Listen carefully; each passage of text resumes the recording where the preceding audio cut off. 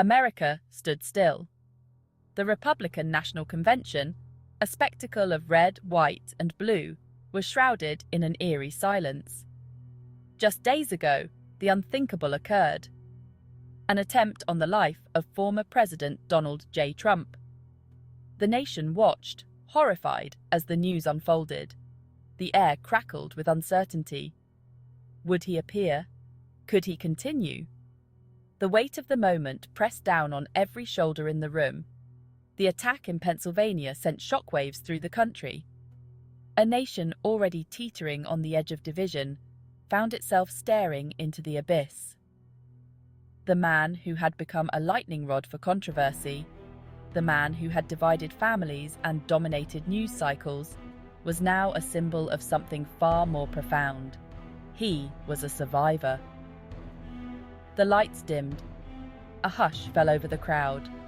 The silence stretched on, agonizing in its anticipation. Then, a spotlight pierced the darkness, illuminating the center stage. He stood tall. A bandage peeked out from beneath his signature blonde hair, a stark reminder of the violence he had narrowly escaped. His face, usually etched with a fiery defiance, held a somber gravity. Yet his eyes, those unmistakable blue eyes, burned with an unwavering resolve. Donald J. Trump was back. They tried to silence us, but we will not be silenced. The crowd erupted. Cheers, deafening and unrestrained, washed over the convention hall. Thousands of voices rose in unison, chanting his name, a primal roar of defiance and adoration. American flags waved fervently, transforming the arena into a sea of red, white, and blue. This was not just a political rally, it was a resurrection. He removed the bandage, a deliberate act, revealing a healing wound. A badge of honor, a testament to his resilience.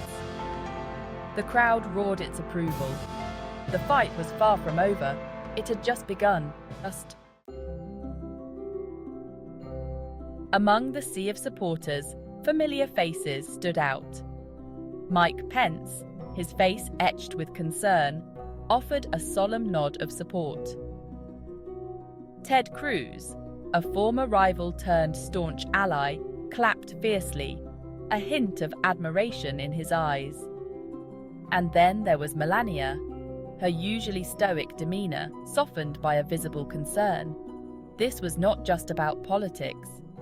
It was personal. The cameras panned across the crowd, capturing the raw emotions etched on the faces of everyday Americans. Hard-working men and women, their eyes filled with a mixture of anger and hope. Young families, clutching their children close, seeking solace in the strength of their leader. This was their champion, the man who promised to fight for them, the man who had stared down death and emerged even stronger.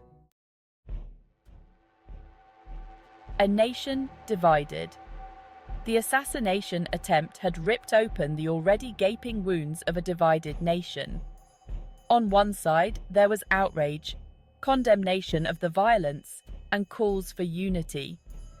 On the other side, there was jubilation, a disturbing celebration of the attack, and a doubling down on the rhetoric that had fueled the flames of division. The political landscape, always volatile, had become a tinderbox.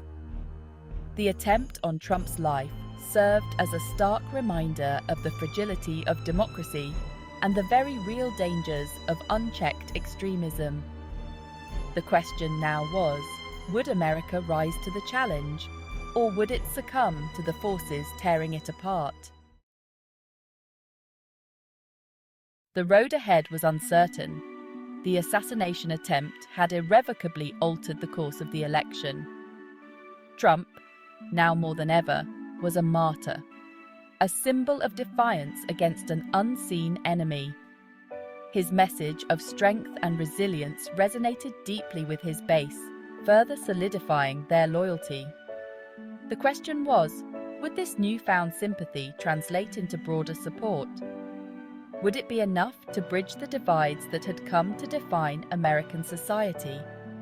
Or would it only serve to push the nation further down a path of division and distrust? The answers, like the road ahead, remained shrouded in uncertainty.